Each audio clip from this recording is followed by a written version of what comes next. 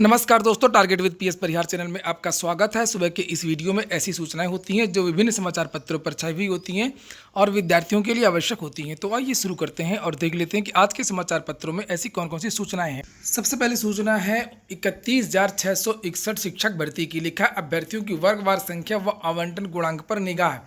Basic शिक्षा परिषद के प्राथमिक विद्यालयों में 31,661 सहायक अध्यापकों की जिला आवंटन सूची का इंतजार है। सबकी निगाहें अभ्यर्थियों की वर्गवार संख्या आवंटन गुणांक पर टिकी हैं, क्योंकि परिषद ने 1 जून को जारी सूची में इसका उल्लेख नहीं किया था। राष्ट्रीय पिछड़ा वर्ग आयोग ने भर्ती की सुनवाई में इन्हीं बिंदुओं पर आपत्ति जताई थी। नई जिला आवंटन सूची में यह कमी पूरी होने की उम्मीद है। विभाग आवंटन सूची जारी करने के समय तय नहीं कर पा रहा है। परिषदीय स्कूलों के लिए 69,000 शिक्षक भर्ती के लिए 1 जून को 67,867 अभ्यर्थियों की जिला आवंटन सूची जारी हुई थी और उसमें कहीं भी यह जिक्र नहीं था कि जिला आवंटन में किस वर्ग के कितने अभ्यर्थी हैं। आमतौर पर प्रतियोगी परीक्षाओं में चयनितों की सूची जारी होने या फिर प्रारंभिक व मुख्य परीक्षा उत्तीर्ण होने पर सभी वर्गों के चयन का ब्यौरा दिया जाता है और अधिक गुणांक वाले अभ्यर्थियों की जगह कम गुणांक वालों को जिला आवंटित न हो, इसलिए प्रक्रिया धीमी है। अफसरों का कहना है कि जल्द ही आवंटन सूची और कार्यक्रम जारी करेंगे। तो उम्मीद है कि बहुत जल्द 31,661 शिक्षक भर्ती की जो आवंटन सूची है वो जारी हो जाएगी। और एक अच्छी बात यह है कि पिछली बार कुछ दिनों पहले जो उत्तर प्रदेश के बेसिक शिक्षा राज्य मंत्री हैं सतीश चंद्र द्विवेदी, उनका एक बयान आया था कि 69,000 शिक्षक भर्ती के सभी पदों को भरा जाएगा और इसके लिए दोबारा काउंसलिंग होगी, तिबारा काउंसलिंग होगी, बार बार काउंसलिंग करा करके ये भर्ती पूरी की जाएगी। और ऐसी उम्मीद है कि काउंसलिंग में बहुत सारे विद्यार्थियों की जो कट ऑफ है वो कम जाएगी। उसका रीज़न ये है कि ये भर्ती पहले से ही लगभग 2 साल लेट हो चुकी है। इन 2 सालों में इन विद्यार्थियों का बहुत सारी जगह अलग अलग चयन हो चुका है, चाहे वो माध्यमिक शिक्षा सेवा चयन बोर्ड में हो, चाहे वो LT ग्रेड शिक्षक भर्ती हो, चाहे PCS इत्यादि के परिणाम हैं। अगली सूचना है UPPCL की। लिखा UPPCL में भर्तियाँ शुरू। लेखा लिपिक के लिए आवेदन 6 तारीख से। उत्तर प्रदेश पावर कारपोरेशन ने विद्युत सेवा आयोग के माध्यम से रिक्त पदों पर भर्ती की प्रक्रिया शुरू कर दी है। सहायक समीक्षा अधिकारी तथा सहायक लेखाकार के रिक्त 49 पदों के लिए आवेदन प्रक्रिया चल रही है और लेखा लिपिक के 102 पदों के लिए आवेदन प्रक्रिया 6 अक्टूबर से शुरू हो जाएगी। मुख्यमंत्री योगी आदित्यनाथ द्वारा रिक्त पड़े पदों के सापेक्ष भर्तियों का आदेश दिए जाने के बाद में ऊर्जा विभाग ने भी बिजली कंपनियों में रिक्त पड़े पदों पर भर्ती में जुट गया है और इसकी जो पूरी जानकारी है आप इस वेबसाइट पर देख सकते हैं uppcl.org। ARO लेखाकार का जो आवेदन की जो लास्ट डेट है वो आज ही है और बहुत जल्द लिखा हुआ है कि सहायक और अवर अभियंता के लिए आवेदन मांगे जाएंगे।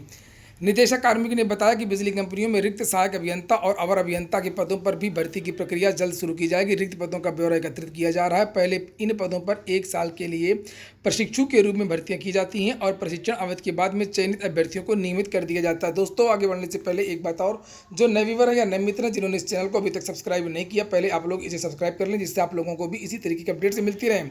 और जो मित्र पहले सब्सक्राइब कर चुके हैं वो लोग इस वीडियो को देखने से पहले ही लाइक कर दिया करें। अगली सूचना है उत्तर प्रदेश लोक सेवा आयोग की। कल राज्यपाल ने 2 नए सदस्यों को नामित किया है, डॉक्टर सविता अग्रवाल और हरीश प्रताप।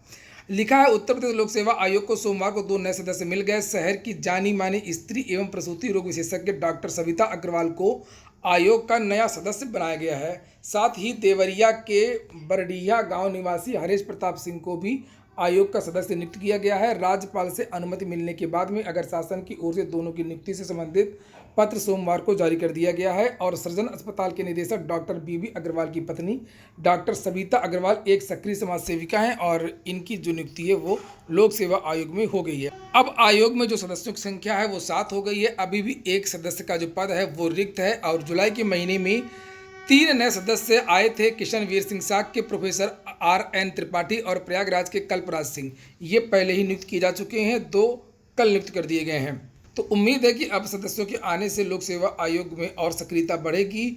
अगली सूचना भी लोक सेवा आयोग की ही है और जिसके बारे में मैं भी लगातार वीडियोस बना रहा हूं। बहुत सारे विवाद हैं लोक सेवा आयोग में। लिखा है लगातार हो रहे प्रयोगों के शिकार बन गए हैं उत्तर प्रदेश के अभ्यर्थी।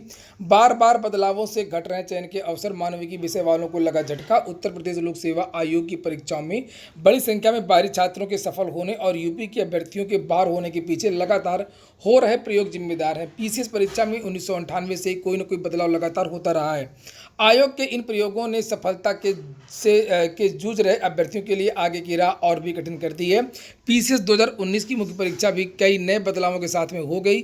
बदलाव भी ऐसे हुए जिन्होंने अभ्यर्थी के चयन के अवसर घटा दिए और मानविकी के जो अभ्यर्थी हैं उनको तगड़ा झटका लगा है। पीसीएस 2018 में प्रमुख रूप से 3 बदलाव हुए थे। एक तो समान अध्ययन के 2 की जगह 4 पेपर हो गए। पहले दोनों पर पेपर ऑब्जेक्टिव थे, अब चारों सब्जेक्टिव हो गए हैं। 2 वैकल्पिक विषयों की जगह अब 1 वैकल्पिक विषय रख दिया गया है। इंटरव्यू 200 अंकों की जगह 100 का कर दिया गया है। पीसीएस की अंतिम मेरिट में प्रारंभिक परीक्षा के अंक नहीं जुड़ते हैं और इंटरव्यू के अंक भी घटा दिए गए हैं। ऐसे में चयन पूरी तरीके से मुख्य परीक्षा पर निर्भर हो गया है और ये बदलाव उन अभ्यर्थियों के लिए अनुकूल थे जो पहले से संघ लोक सेवा आयोग यानी आईएएस की तैयारी कर रहे थे। ऐसे में पिछले कई वर्षों से यूपीपीएससी की तैयारी में जुटे प्रदेश के अभ्यर्थियों को तगड़ा झटका लगा है और अन्य जो राज्य हैं उनके जो विद्यार्थी हैं उन्होंने बाजी मार ली है। यहाँ पर लिखा है कि पीसीएस 2020 प्री के बाद में बड़े आंदोलन की तैयारी होने वाली है। पीसीएस 2020 की प्रारंभिक परीक्षा 11 अक्टूबर को प्रस्तावित है और इसके बाद में बड़े आंदोलन की तैयारी है। प्रतियोगी छात्रों के लिए लंबे समय से संघर्ष कर रहे कौशल सिंह का कहना है कि इस मसले पर प्रदेश भर से युवाओं को इकट्ठा करके एक नया संगठन बनाया जाएगा और सोशल मीडिया से लेकर के सड़क तक की लड़ाई लड़ी जाएगी। अभी मैंने कल ही इसके बारे में एक वीडियो बनाया था जिसमें आप लोगों से बताया था कि किस किस राज्य के कितने विद्यार्थी चयनित हुए हैं और लगभग 900 सीटों में 500 से ज़्यादा अभ्यर्थी ऐसे हैं जो दूसरे राज्यों के हैं। अगली सूचना है एलटी ग्रेड शिक्षक भर्ती की। लिखा है एलटी ग्रेड हिंदी पुरुष वर्ग में 695 अभ्यर्थी चयनित। उत्तर प्रदेश लोक सेवा आयोग ने एलटी ग्रेड शिक्षक भर्ती परीक्षा 2018 का लंबित परिणाम देना शुरू कर दिया है और सोमवार को पहला रिजल्ट हिंदी विषय की पुरुष वर्ग का आया। इसमें 695 अभ्यर्थी औपबंधिक रूप से चयनित किए गए हैं। हिंदी महिला शाखा व सामाजिक विज्ञान विषय पुरुष व महिला शाखा के रिजल्ट का इंतजार है। ज्ञात हो कि दोनों विषयों का अंतिम परीक्षा परिणाम पेपर लीक में फंसा हुआ था और अभी 3 परिणाम और आने हैं। एक तो महिला शाखा हिंदी और पुरुष और महिला सामाजिक विज्ञान। यहाँ पर लिखा है 2591 पदों का रिजल्ट आएगा। यूपीपीएससी ने राजकीय कॉलेजों में एलटी ग्रेड शिक्षक के लिए लिखित परीक्षा 29 जुलाई 2018 को कराई थी। कुल 10,768 पदों के लिए 4 लाख से अधिक आवेदन हुए थे। तो अब ऐसी उम्मीद है कि जो शेष 3 परिणाम आने हैं हिंदी महिला वर्ग और सामाजिक विज्ञान पुरुष वर्ग और बालिका वर्ग, दोनों का जो परिणाम है इसी सप्ताह जारी हो सकता है शनिवार तक। कट ऑफ इत्यादि की बात अभी नहीं की गई है। इसके बारे में लोक सेवा आयोग की तरफ से कहा गया है कि इसका जो कट ऑफ है अंतिम परिणाम के जो प्राप्तांक हैं वो लोक सेवा आयोग से बाद में जारी किए जाएंगे। पदवार कट ऑफ भी जारी होगा और सूचना के अधिकार के तहत अभ्यर्थी अभी कोई भी जानकारी न मांगे, पूरी जानकारी बाद में दे दी जाएगी। एलटी ग्रेड की एक और सूचना है। लेकिन एलटी ग्रेड चयनितों ने भरे विकल्प, जिन विषयों का परिणाम पहले ही आ गया था वेबसाइट ओपन कर दी गई है और विद्यार्थियों ने कल अपने जो है विकल्प भर दिए। लेकिन प्रदेश के राजकीय माध्यमिक विद्यालयों के लिए चयनित 3,317 एलटी ग्रेड अध्यापकों की नियुक्ति के लिए सोमवार से विकल्प भरने की शुरुआत हो गई है। माध्यमिक शिक्षा विभाग की ओर से शिक्षकों की नियुक्ति के लिए वेबसाइट, ये जो वेबसाइट आप देख सकते हैं, इसी में विद्यार्थी अपनी नियुक्ति के लिए विकल्पों का चयन किया है। आईटीआई की मेरिट सूची जारी कर दी गई है। काउंसलिंग भी इसकी आज से शुरू हो जाएगी।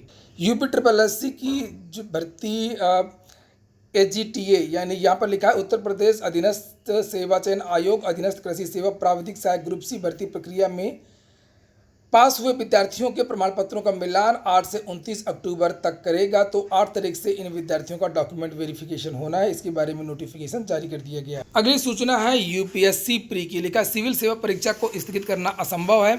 इसके लिए सुप्रीम कोर्ट में मामला गया था और सुप्रीम कोर्ट ने ब्यौरा मांगा है और 4 अक्टूबर को ये परीक्षा प्रस्तावित है और ये परीक्षा लगभग 100% उम्मीद है कि होगी।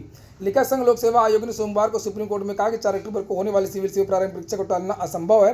पहले ये परीक्षा 31 मई को होनी थी। उच्चतम न्यायालय ने कोरोना के बढ़ते मामलों के मद्देनजर 4 अक्टूबर को होने वाली सिविल सेवा प्रारंभिक तैयारियों की जानकारी मंगलवार तक मांगी है। वहीं यूपीएससी ने महामारी और बाढ़ से उत्पन्न स्थिति के बावजूद प्रारंभिक परीक्षा को स्थगित करने के लिए दायर याचिका का न्यायालय में विरोध किया। अगली सूचना है असिस्टेंट प्रोफेसर भर्ती की। लिखा उच्चतर आयोग जल्द जारी करेगा 2003 रिक्त पदों पर भर्ती। प्रदेश के एडेड महाविद्यालयों के लिए असिस्टेंट प्रोफेसर की 2003 पदों पर भर्ती जल्द जारी होगी। विज्ञापन संख्या 50 के तहत उच्चतर शिक्षा सेवा आयोग विज्ञापन जारी करेगा। इसमें 1303 पदों का याचन उच्च शिक्षा निदेशालय से भेजा गया था, लेकिन उसमें 36 आरक्षण का पेच होने के कारण विज्ञापन जारी नहीं हो सका। तो ठीक है दोस्तों, ये हो गया आज का वीडियो। अगर आपको अच्छा लगा हो तो लाइक अवश्य कर दें। जिन मित्रों ने चैनल को अभी भी सब्सक्राइब ना किया हो, सब्सक्राइब कर लें। पूरा वीडियो सुनने के लिए बहुत बहुत धन्यवाद।